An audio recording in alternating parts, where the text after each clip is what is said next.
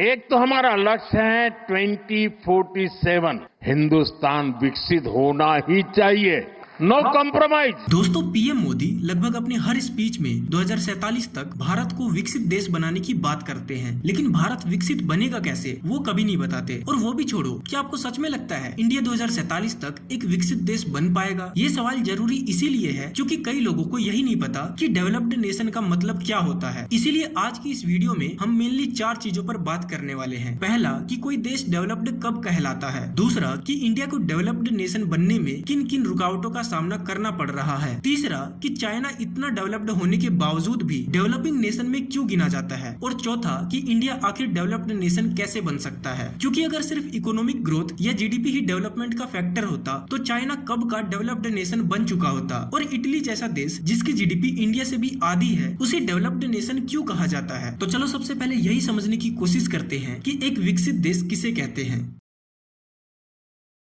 United states, Canada, UK, Germany, France, Italy और Japan, ये कुछ एग्जांपल्स है डेवलप्ड नेशंस के। इनको डेवलप्ड क्यों कहा जाता है, कभी सोचा है आपने? एग्जांपल के लिए फ्रांस और इटली का जीडीपी इंडिया के जीडीपी से काफी कम है, लेकिन इंडिया एक डेवलपिंग नेशन है और ये देश वेल डेवलप्ड। इसका मतलब सिर्फ इकोनॉमिक डेवलपमेंट या ज्यादा जीडीपी होना किसी देश को विकसित नहीं बनाता, क्योंकि मान लो किसी देश की जीडीपी बहुत ज्यादा है लेकिन वहाँ के आम लोगों की इनकम बहुत कम है, अच्छे हॉस्पिटल्स नहीं है, एजुकेशन सिस्टम कमजोर है, सड़कें और पब्लिक ट्रांसपोर्ट खराब है और गवर्नमेंट की बेसिक सर्विसेज के लिए लोगों को बार बार गवर्नमेंट ऑफिसेज के चक्कर लगाने पड़ते हैं। तो क्या हम ऐसे देश को विकसित कहेंगे? जाहिर सी बात है, नहीं कहेंगे। इसीलिए डेवलप्ड कंट्री को समझने के लिए कुछ बेसिक चीजें देखनी पड़ती हैं। सबसे पहले है इकोनॉमी। वर्ल्ड बैंक के अकॉर्डिंग एक विकसित देश वो होता है जहाँ एक आम आदमी की ईयरली इनकम कम से कम $14,000 से ज्यादा होनी चाहिए। फॉर एग्जाम्पल 2026 में यूएसए का जीडीपी पर कैपिटा $94,430 है और वहीं दूसरी तरफ इंडिया का जीडीपी पर कैपिटा $2,813 है। अब सोचिए यहाँ कितना ह्यूज डिफरेंस है। अभी India lower middle income economy में आता है। इसका मतलब लोगों की इनकम बढ़नी चाहिए, हाई पेइंग जॉब्स क्रिएट होनी चाहिए और देश की इकोनॉमी इतनी मजबूत होनी चाहिए कि वो दुनिया में आने वाले बड़े झटकों को झेल सके। दूसरा है हेल्थ। आम आदमी को अच्छे हॉस्पिटल्स मिलने चाहिए, इलाज आसानी से और सही क्वालिटी का मिलना चाहिए और लोगों की लाइफ एक्सपेक्टेंसी भी बढ़नी चाहिए। अभी इंडिया में एक एवरेज इंसान की लाइफ एक्सपेक्टेंसी 71 to 72 ईयर्स है। यूएसए में यही नंबर 79 ईयर्स है, चाइना में भी 79 ईयर्स है और जापान में 84 to 85 ईयर्स है। तीसरा है एजुकेशन। सिर्फ स्कूल में बच्चों का एडमिशन हो जाना काफी नहीं होता, उन्हें क्वालिटी एजुकेशन भी मिलनी चाहिए जो आगे चलकर उन्हें फ्यूचर में बेटर जॉब्स दिला सके और देश की इकोनॉमी के लिए तैयार कर सके। फिर आती है इंडस्ट्री एंड मैन्युफैक्चरिंग। एक डेवलप्ड कंट्री सिर्फ दूसरे देशों से सामान खरीदने वाली इकोनॉमी नहीं होती, उसके पास स्ट्रॉन्ग इंडस्ट्रीज, एडवांस्ड मैन्युफैक्चरिंग और हाई वैल्यू प्रोडक्ट बनाने की कैपेबिलिटी भी होती है, लाइक जापान एंड जर्मनी। उसके बाद है टेक्नोलॉजी। आज के टाइम में एडवांस्ड टेक्नोलॉजी और डिजिटल इंफ्रास्ट्रक्चर किसी भी मॉडर्न इकोनॉमी की बैकबोन है। आर्टिफिशियल इंटेलिजेंस से लेकर सेमीकंडक्टर, इंटरनेट, डिजिटल पेमेंट्स और साइंटिफिक रिसर्च, इन सभी चीजों में हर देश को दुनिया के साथ चलना चाहिए। फिर है इंफ्रास्ट्रक्चर। अच्छी roads, railways, airports, ports, reliable electricity, clean drinking water और फास्ट इंटरनेट, ये सब एक डेवलप्ड इकोनॉमी की बेसिक जरूरतें हैं। लेकिन डेवलपमेंट का एक और इम्पोर्टेंट हिस्सा है गवर्नेंस। गवर्नमेंट की सर्विसेज फास्ट, ट्रांसपेरेंट और एफिशिएंट होनी चाहिए। एक आम आदमी को अपना काम करवाने के लिए अननेसेसरी पेपर वर्क, करप्शन और महीनों की वेटिंग का सामना ना करना पड़े। और सबसे इम्पोर्टेंट है क्वालिटी ऑफ लाइफ। अब अगर आपको ये समझ आ चुका है कि एक डेवलप्ड इकोनॉमी किसे कहते हैं, तो अब सवाल ये है कि मोदी जी ने 2047 तक विकसित भारत का ऐसा कौन सा सपना देख लिया है जो उन्हें लगता है कि वो पूरा कर सकते हैं। साल 2047 में इंडिया को आजाद हुए पूरे 100 साल हो जाएंगे और बीजेपी का कहना है कि साल 2047 तक भारत एक विकसित देश बन जाएगा। लेकिन इसमें कितनी सच्चाई है ये देखो। आज इंडिया का जीडीपी $4.15 ट्रिलियन है और 2026 में इंडिया 7.7% की रेट से ग्रो कर रहा है। इंडियन गवर्नमेंट का ड्रीम है 2047 तक इंडिया को लगभग $30 ट्रिलियन की इकोनॉमी बनाना है। अब इसमें प्रॉब्लम क्या है ये देखो। अभी चल रहा है 2026 और 2047 आने में अभी 21 साल और है। तो अगर इंडिया हर साल लगभग 9.88% की रेट से ग्रो करे, वो भी बिना किसी कॉम्प्रोमाइज के, तब जाकर इंडिया अगले 21 सालों में $30 ट्रिलियन की इकोनॉमी बन सकता है। अब यहाँ ध्यान देने वाली बात ये है कि ये कैलकुलेशन मेरी है, ना कि सरकार की। सरकार और इंटरनेशनल इंस्टीट्यूशंस के अकॉर्डिंग इंडिया को लगभग 7.8% की ग्रोथ रेट मेंटेन करनी पड़ेगी अगले 21 साल में $30 ट्रिलियन की इकोनॉमी बनने के लिए। इसीलिए सिर्फ जीडीपी को बड़ा करके दिखाना काफी नहीं होगा। इंडिया को एक साथ कई फ्रंट्स पर ट्रांसफॉर्मेशन करना पड़ेगा। मैन्युफैक्चरिंग को एक्सपेंड करना होगा। अभी 2026 में मैन्युफैक्चरिंग 10.7% की रेट से ग्रो कर रहा है। नए और बेटर जॉब्स क्रिएट करने होंगे। इंफ्रास्ट्रक्चर को वर्ल्ड क्लास बनाना होगा। एजुकेशन और हेल्थ केयर की क्वालिटी इंप्रूव करनी होगी। टेक्नोलॉजी और इनोवेशन में इंडिया को और स्ट्रॉन्ग बनाना होगा। और सबसे इम्पोर्टेंट बात, ये डेवलपमेंट सिर्फ कुछ बड़े शहरों तक लिमिटेड नहीं होना चाहिए, बल्कि गांव, छोटे शहर और हर स्टेट के लोगों तक पहुंचना होगा। विकसित भारत का मतलब सिर्फ मुंबई, दिल्ली या बेंगलुरु को सिंगापुर जैसा बनाना नहीं है। विकसित भारत का असली मतलब ये होगा कि राजस्थान में एक छोटे शहर में रहने वाले आदमी की जिंदगी कितनी बदली, बिहार के एक गाँव के बच्चे को कितनी बेहतर अपॉर्चुनिटीज मिल रही है, क्या नॉर्थ ईस्ट में लोगों को इंटरनेट, हेल्थ केयर, एजुकेशन ये सब पहुंच पा रहा है, और एक नॉर्मल मिडिल क्लास फैमिली को अपनी बेसिक जरूरतों के लिए कितना कम स्ट्रगल करना पड़ रहा है। अब ये समझने से पहले कि इंडिया डेवलप्ड कैसे बन सकता है, हमें ये जानना चाहिए कि चाइना अब तक डेवलप्ड क्यों नहीं बन पाया, जबकि उसके पास ना तो पैसों की कमी है, ना ही एक्सट्रीम पॉवर्टी है। चाइना दुनिया का मैन्युफैक्चरिंग हब है, यूएस के बाद दुनिया की दूसरी सबसे बड़ी इकोनॉमी है, और जीडीपी पर कैपिटा भी $14,874 है। फिर भी चाइना एक डेवलपिंग नेशन क्यों है, आगे देखते हैं।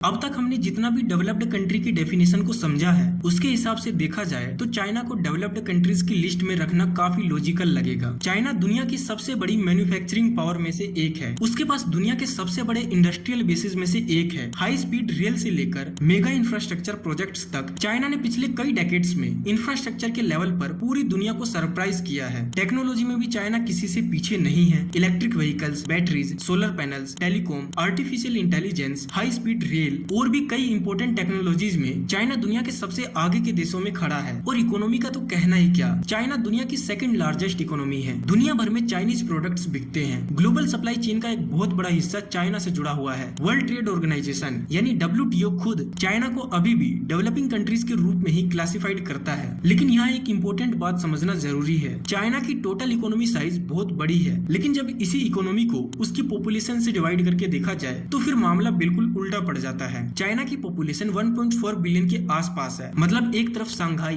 बीजिंग और शेंजन जैसे शहर है, जहां दुनिया की सबसे मॉडर्न बिल्डिंग्स, एडवांस्ड टेक्नोलॉजी और हाई स्पीड इंफ्रास्ट्रक्चर देखने को मिलता है। लेकिन दूसरी तरफ चाइना के अंदर ऐसे भी बहुत सारी रूरल और इंटीरियर एरियाज हैं, जहां लोगों की इनकम और बेसिक पब्लिक सर्विसेज अभी भी डेवलप्ड कंट्रीज के लेवल तक नहीं पहुंची है। और सिर्फ इनकम ही नहीं, हेल्थ केयर, एजुकेशन और सोशल सिक्योरिटी जैसे एरियाज में भी चाइना और डेवलप्ड वेस्टर्न इकोनॉमीज के बीच अभी काफी डिफरेंस है। इसीलिए चाइना को सिर्फ उसके बड़े सिटीज, मैसिव फैक्ट्रीज और $1 ट्रिलियन इकोनॉमी से जज करना थोड़ा गलत होगा। और यही तो मैं आपको समझाना चाह रहा हूँ कि सिर्फ इकोनॉमी या जीडीपी के नंबर्स बढ़ने से कुछ नहीं होता। हर एक इंसान कितना कमा रहा है, कैसा लाइफ जी रहा है, कैसी एजुकेशन मिल रही है, ये सब इम्पोर्टेंट है। और मैंने चाइना का एग्जाम्पल भी इसीलिए दिया क्योंकि चाइना और इंडिया की पॉपुलेशन लगभग बराबर है, और 2026 में तो इंडिया की पॉपुलेशन चाइना से ज्यादा हो चुकी है। इसीलिए चाइना की सबसे बड़ी स्ट्रेंथ ही उसकी सबसे बड़ी प्रॉब्लम भी है। चाइना का जीडीपी इतना बड़ा है कि चाइना के कुछ हिस्से डेवलप्ड कंट्रीज से भी ज्यादा एडवांस्ड लगते हैं। लेकिन पूरे 1.4 बिलियन लोगों की एवरेज लिविंग स्टैंडर्ड को देखा जाए तो चाइना अभी भी डेवलप्ड कंट्रीज से काफी पीछे है। और इसी वजह से चाइना खुद भी